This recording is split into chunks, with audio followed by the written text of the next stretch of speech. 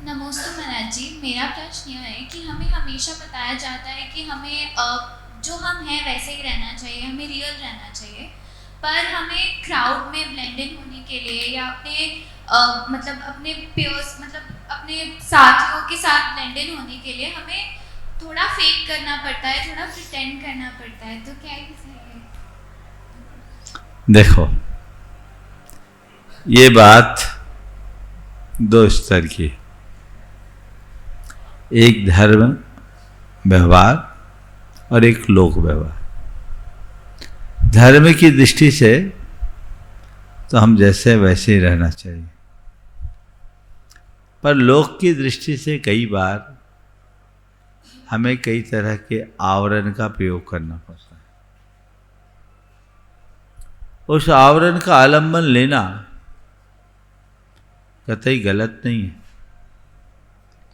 क्योंकि जो चीज़ें हैं जैसी है वैसी की वैसी प्रकट कर देंगे तो कई बार व्यक्ति मुसीबत में भी फंस जाएगा।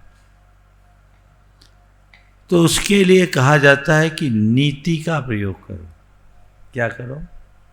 लोक नीति के अनुसार कई बातें प्रकट भी करनी पड़ती है, कई बातें छुपानी भी पड़ती है और कई बात तो में कृत्रिमता मिलानी भी पड़ती है। ये लोक नीति के अनुसार। पर आपने शब्द कहा थोड़ा। थोड़ा यानी आटे में नमक। थोड़ा करो तो ठीक है,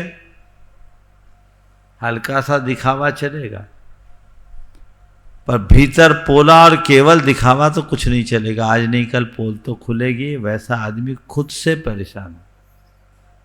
मैं ऐसे लोगों से कहता हूं एकदम दिखावा मत करना। मेरे संपर्क में एक सज्जन है, दो प्रसंग बताता हूं। पिता पुत्र में झगड़ा हो गया। झगड़ा क्या हुआ? पिता सुसंपन्न, बेटा चाहता आप अच्छी गाड़ी लीजिए, और वो ले सकते थे। पिता कह रहा है बेटा नहीं, हम छोटे गांव में रहते हैं, हमारे पास जो गाड़ी है वही ठीक है। अगर बड़ी गाड़ी खरीदेंगे तो लोगों के नज़र में चढ़ जाएंगे, अपने को लो प्रोफाइल में ही रहना चाहिए। बेटा कहता है कि लेकिन जब हम बड़े लोगों के बीच में देखते हैं तो वो अंडर एस्टिमेट ही करते हैं। तो पिता ने बहुत अच्छी बात की, बोले जैसों के बीच रहो, जिनके साथ रहना है वैसे ही अपने आप को रखो। अगर तुम्हें बड़ों के बीच रहना है, मुंबई चले जा, तो जो चाहेगा वो दे देंगे। दृष्टिकोण है। तो ये लोक नीति है। इसके उलट एक और दूसरा प्रसंग आया। एक आदमी की हैसियत तो बहुत सामान्य, लेकिन अपने आप को करोड़पति साबित करता था। वैसे ही कपड़े पहने, वैसे ही कंठी पहने, वैसे ही अंगूठी पहने, और जेब में हमेशा 2, 5, 10 हज़ार रुपये रखे और दिखावा करे। और हुआ ये कि खर्चे भी करने पड़ते जब ऐसा करे तो। हमारा ही प्रवास था, हर काम में आगे आए, थोड़े थोड़े में पैसा, जहाँ 2 रुपये की ज़रूरत है वहाँ 20 रुपया खर्च कर दें। ठीक है, नए नए हम गए थे। खर्चा पूछा था एक आध बार कि भैया क्या काम कर रहे, तो उसने बताया ये है वो, लंबा चौड़ा कारोबार बता दिया। ठीक है भाई, ठीक है, सब लोग करने लगे। थोड़े दिन तो उसका नाम हुआ, बहुत खर्चा कर रहा है, लोग भी उससे लोकप्रियता बढ़ी। लेकिन पता लगा वो इसकी टोपी उसके सिर रख रहा था, आज इससे उधार ले रहा, कल उससे उधार ले रहा, परसों उससे उधार ले रहा है। अब कमाई तो है नहीं, दिखावा ज़्यादा कर रहा है। अब पोल खुली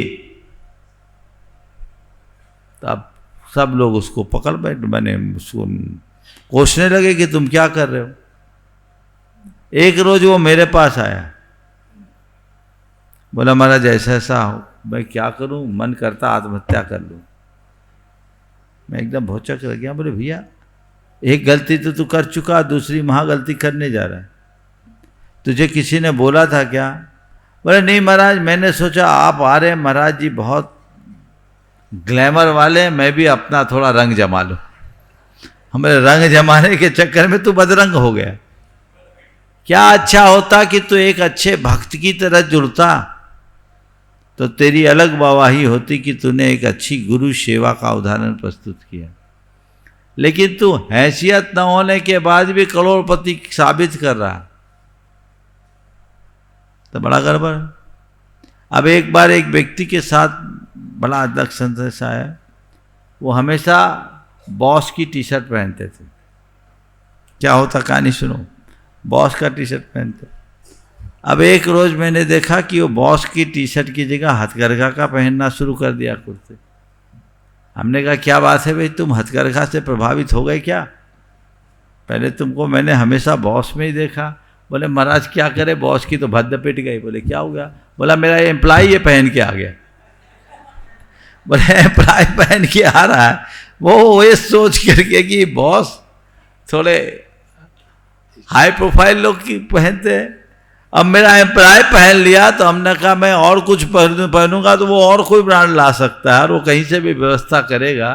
तो मैंने तय कर लिया अभी हथकरघा ही अच्छा है।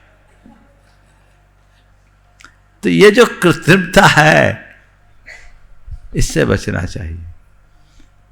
कहाँ क्या हमेशा ध्यान रखना, प्रदर्शन अल्पकालिक सुख देता है, दर्शन दीर्घकालिक शांति देता है।